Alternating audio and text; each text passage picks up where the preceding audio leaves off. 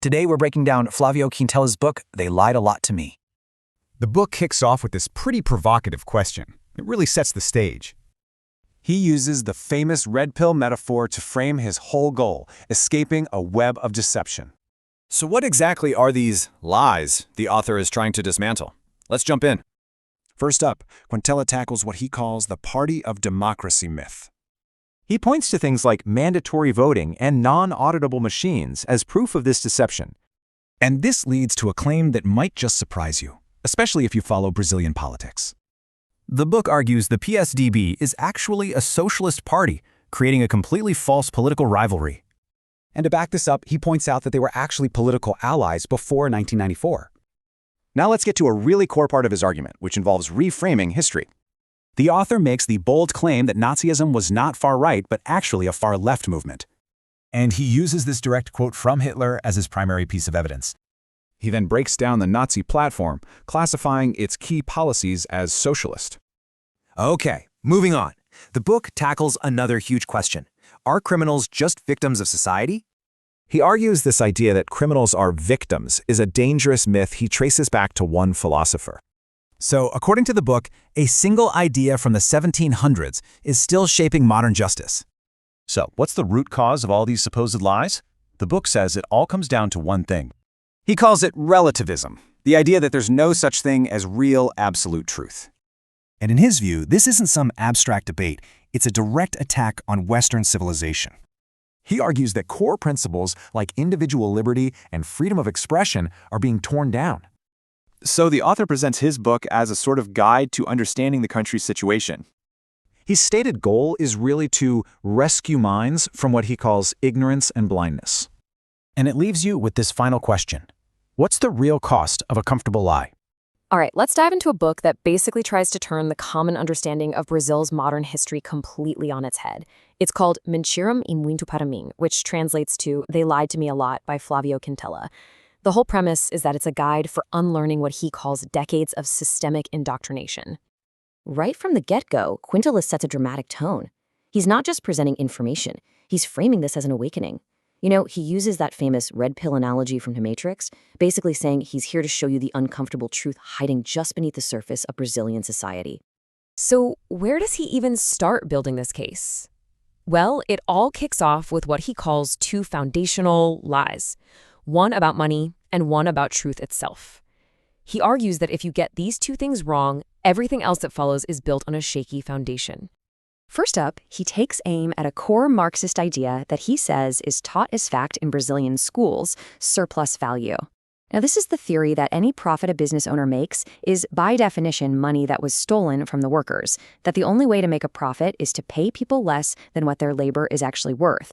But Quintella's argument is that this is just fundamentally wrong. He says wealth isn't some fixed pie where if one person gets a bigger slice, another has to get a smaller one.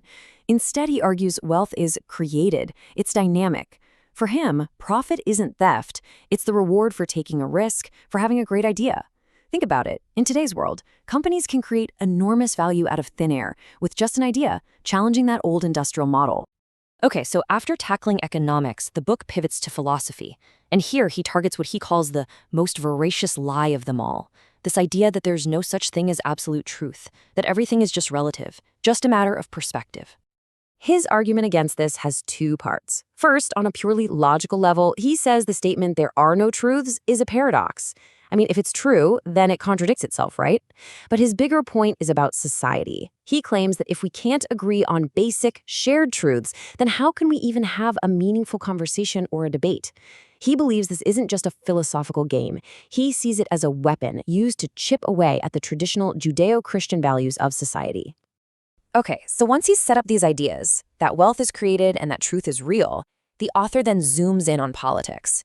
He argues that all the confusion we see today about what left and right even mean isn't an accident. It's another intentional deception.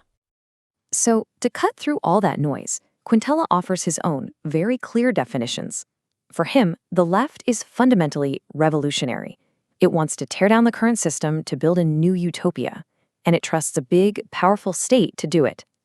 The right, on the other hand, is conservative.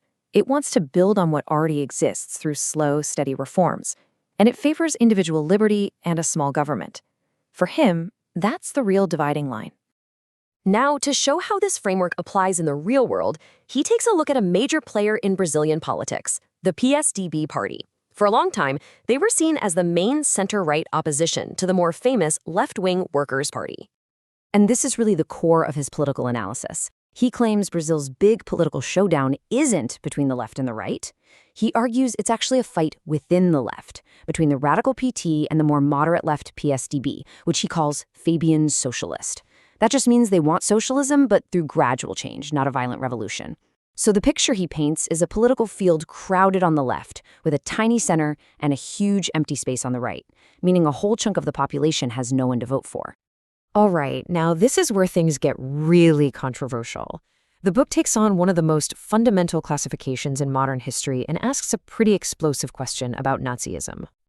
So how does he argue that Nazism belongs on the left? Well, he goes straight to the source. He doesn't just theorize, he pulls up quotes directly from Hitler, like this one from 1927. In it, Hitler flat out calls himself a socialist, an enemy of capitalism, and says he's determined to destroy it. And he doesn't stop there. He digs into the official Nazi Party platform itself. He points to things like the demand to nationalize industries, force profit sharing, and create a super powerful central state. And he argues that these are all textbook left-wing economic policies. Applying that same contrarian lens, the book then turns to maybe one of the most painful and debated periods in Brazil's entire history, the military regime that started back in 1964. The story most Brazilians learn in school is pretty straightforward, right? On March 31st, 1964, the armed forces staged a coup, kicked out the democratically elected government, and started a dictatorship. Well, Quintella says that story is another lie. His book reframes the whole thing. He argues it wasn't a military coup to grab power. He calls it a counter-revolution.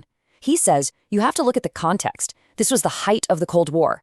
He claims President João Goulart was pushing the country towards a communist takeover, and the military stepped in to prevent a civil war and stop Brazil from becoming the next Cuba. And to push back against the narrative that it was this uniquely brutal dictatorship, he puts some numbers on the table. He's not denying that people were killed or disappeared, but he argues that if you compare the numbers to other regimes in the region at the time, like Castro's Cuba or Pinochet's Chile, the Brazilian case was proportionally far less deadly. Okay, so if history has been told through a series of lies, the big question is, who's telling them? In the final part of the book, the author tries to answer that, essentially asking, who's in charge of the story?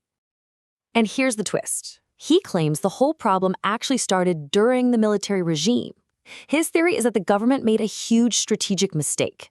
In an effort to ease political tension, they basically let leftist thinkers take over the universities and the media, thinking of it as a pressure valve. He argues it completely backfired. And here's the kicker.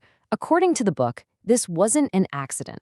It was a deliberate, long-term strategy of cultural subversion, inspired by the Italian thinker Antonio Gramsci. The idea was that you can't have a political revolution until you've first had a cultural one.